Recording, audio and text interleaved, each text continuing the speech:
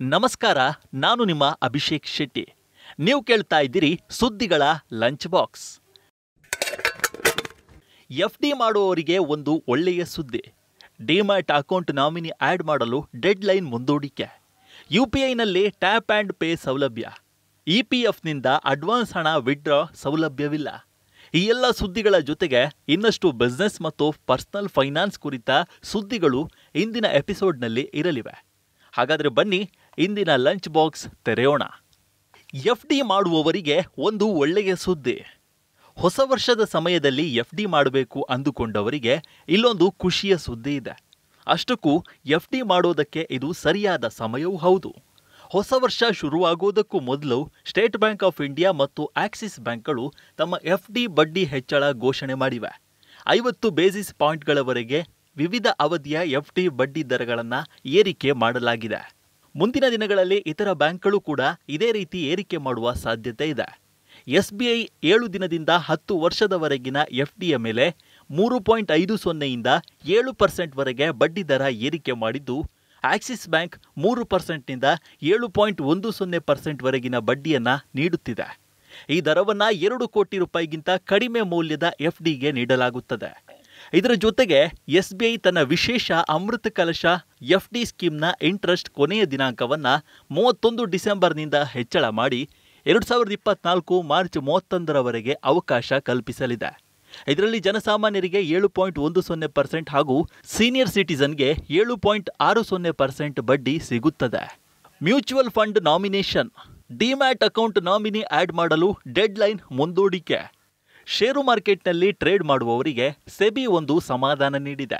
Security exchange board of India ಅಥವಾ ಸೆಬಿ ಈಗ demat account ಹಾಗೂ ಮ್ಯೂಚುವಲ್ ಫಂಡ್ ಅಕೌಂಟ್ಗೆ ನಾಮಿನಿ ಸೇರಿಸುವುದಕ್ಕೆ ಕೊನೆಯ ದಿನಾಂಕವನ್ನು 6 ತಿಂಗಳು ಮುಂದೂಡಿದೆ. ಈ ಬಗ್ಗೆ ಸರ್ಕ್ಯುಲರ್ ಹೊರಡಿಸಿದ ಸೆಬಿ, ಡಿಮ್ಯಾಟ್ ಅಕೌಂಟ್ ಹೋಲ್ಡರ್ಗಳು 2024 ಜೂನ್ 30ರವರೆಗೆ ನಾಮಿನೇಷನ್ ಮಾಡಿಕೊಳ್ಳಬಹುದು.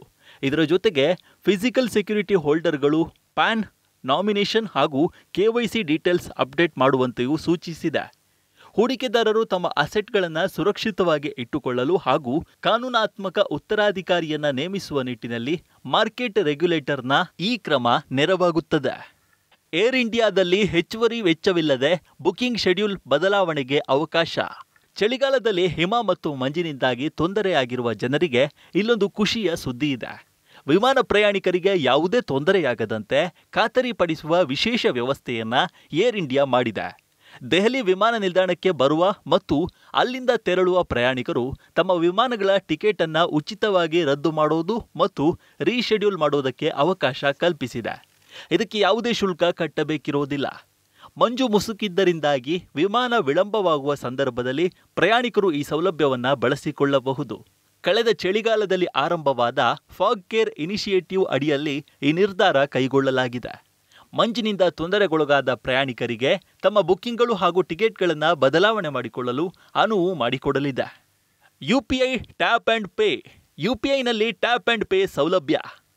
ಹೊಸ ವರ್ಷದಲ್ಲಿ UPI ಪೇಮೆಂಟ್ ಮಾಡುವವರಿಗೆ ಒಂದು ಹೊಸ ಸೌಲಭ್ಯ ಸಿಗಲಿದೆ.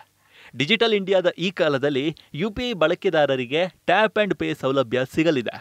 ಈ ಸೌಲಭ್ಯವನ್ನು ಎಲ್ಲ ಡಿಜಿಟಲ್ ಪೇಮೆಂಟ್ ಪ್ಲಾಟ್ಫಾರ್ಮ್ಗಳಲ್ಲಿ NPCI ಒದಗಿಸಿದೆ. ಇದನ್ನು ಜಾರಿಗೆ ತರುವ ಪ್ರಕ್ರಿಯೆ ಈಗಾಗಲೇ ಶುರುವಾಗಿದೆ. ಟ್ಯಾಪ್ ಆ್ಯಂಡ್ ಪೇ ಫೀಚರ್ನಲ್ಲಿ ನಿಮ್ಮ ಫೋನ್ ಟ್ಯಾಪ್ ಮಾಡಿದರೆ ಸಣ್ಣ ಮೊತ್ತದ ವಹಿವಾಟುಗಳು ನಡೆದು ಹೋಗುತ್ತದೆ. ಈ ವರ್ಷದ ಸೆಪ್ಟೆಂಬರ್ನಲ್ಲಿ ಈ ಸೌಲಭ್ಯದ ಘೋಷಣೆಯನ್ನು RBI ಮಾಡಿತ್ತು. NFC ಟೆಕ್ನಾಲಜಿಯನ್ನು ಈ ಟ್ಯಾಪ್ ಆ್ಯಂಡ್ ಪೇ ಸೌಲಭ್ಯ ಬಳಸಿಕೊಳ್ಳುತ್ತದೆ. QR ಕೋಡ್ ಸ್ಕ್ಯಾನ್ ಮಾಡುವ ಅಗತ್ಯ ಇದರಲ್ಲಿ ಇರೋದಿಲ್ಲ. ಇದರಲ್ಲಿ UPI ID ಅಥವಾ ವರ್ಚುವಲ್ ಪೇಮೆಂಟ್ ಅಡ್ರೆಸ್ ಬಳಸಿ ಪೇಮೆಂಟ್ ಮಾಡಲಾಗುತ್ತದೆ. ಸದ್ಯ ಇದು ಭೀಮ್ ಆ್ಯಪ್ ಹಾಗೂ ಪೇಟಿಎಂನಲ್ಲಿ ಕೆಲವೇ ಬಳಕೆದಾರರಿಗೆ ಲಭ್ಯವಿದ್ದು ಟ್ರಯಲ್ ರನ್ ಆಗುತ್ತಿದೆ. EPFನಿಂದ ಅಡ್ವಾನ್ಸ್ ಹಣ ವಿಡ್ರಾ ಸೌಲಭ್ಯವಿಲ್ಲ. EPFO ಸಬ್ಸ್ಕ್ರೈಬರ್ಗಳಿಗೆ ಹೊಸ ಸುದ್ದಿಯೊಂದು ಇಲ್ಲಿದೆ. ಕೋವಿಡ್-19 ಸಮಯದಲ್ಲಿ ಆರ್ಥಿಕ ಸಮಸ್ಯೆಯನ್ನು ಎದುರಿಸಲು ಭಾರತ ಸರ್ಕಾರ ಕೋವಿಡ್-19 ಅಡ್ವಾನ್ಸ್ ಮನಿ ವಿಂಡೋ ಸೌಲಭ್ಯವನ್ನು ಉದ್ಯೋಗಿಗಳಿಗೆ ಒದಗಿಸಿತ್ತು. ಆದರೆ ಈಗ ಈ ಸೌಲಭ್ಯವನ್ನು ಸ್ಥಗಿತಗೊಳಿಸಲಾಗಿದೆ. ಇನ್ನೂ ಕೋವಿಡ್ ಕಾರಣಕ್ಕೆ ತಮ್ಮ ಖಾತೆಯಿಂದ ಅಡ್ವಾನ್ಸ್ ಆಗಿ ಹಣ ವಿಡ್ರಾ ಮಾಡಲು ಸಾಧ್ಯವಾಗೋದಿಲ್ಲ. ತನ್ನ ಸಾಫ್ಟ್ವೇರ್ನಲ್ಲಿ ಈ ಸೌಲಭ್ಯವನ್ನು EPFO ಡಿಸೇಬಲ್ ಮಾಡಿದೆ. ಆದರೆ ಈಗಲೂ ಹಣವನ್ನು ಕೆಲವು ಷರತ್ತುಗಳ ಅಡಿಯಲ್ಲಿ ಹಿಂಪಡೆಯುವ ಅವಕಾಶ ಇರುತ್ತದೆ. ಸಾಮಾಜಿಕ ಮಾಧ್ಯಮ ಪ್ಲಾಟ್ಫಾರ್ಮ್ಗಳಲ್ಲಿ ಮೋಸದ ಲೋನ್ ಆಪ್ಗಳ ಜಾಹೀರಾತು ಪ್ರಕಟಿಸಬೇಡಿ. ಸರ್ಕಾರ ಮೋಸದ ಸಾಲ ಆಪ್ಗಳ ಕುರಿತ ಜಾಹೀರಾತುಗಳ ಪೋಸ್ಟ್ ಅನ್ನು ಪ್ರಕಟಿಸಬೇಡಿ ಎಂದು ಸಾಮಾಜಿಕ ಮಾಧ್ಯಮ ಮತ್ತು ಆನ್ಲೈನ್ ಫೋರಂಗಳಿಗೆ ಸರ್ಕಾರ ಸೂಚನೆ ನೀಡಿದೆ.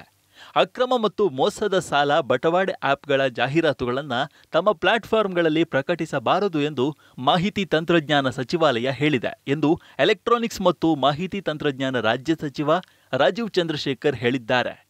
ಈ ಜಾಹೀರಾತುಗಳು ಜನರನ್ನ ತಪ್ಪುದಾರಿಗೆಳೆಯುತ್ತಿವೆ. ತೆರಿಗೆದಾರರಿಗೆ ಸಲಹೆ ಸೂಚನೆ ನೀಡಿದ ಆದಾಯ ತೆರಿಗೆ ಇಲಾಖೆ. ಆದಾಯ ತೆರಿಗೆ ಇಲಾಖೆಯು ಆದಾಯ ತೆರಿಗೆಗೆ ಸಂಬಂಧಿಸಿದಂತೆ ಜನರಿಗೆ ಸಲಹೆ ಸೂಚನೆಗಳನ್ನು ಪ್ರಕಟಿಸಿದೆ. ಆದಾಯ ತೆರಿಗೆ ಇಲಾಖೆಯ ಬಳಿ ಜನರ ಖರ್ಚು ವೆಚ್ಚಗಳ ಮಾಹಿತಿ ಇದ್ದು, ಇದಕ್ಕೂ ಸಲ್ಲಿಸಿದ ಐಟಿ ರಿಟರ್ನ್ಗಳಿಗೂ ಹೊಂದಾಣಿಕೆಯಾಗುತ್ತಿಲ್ಲ.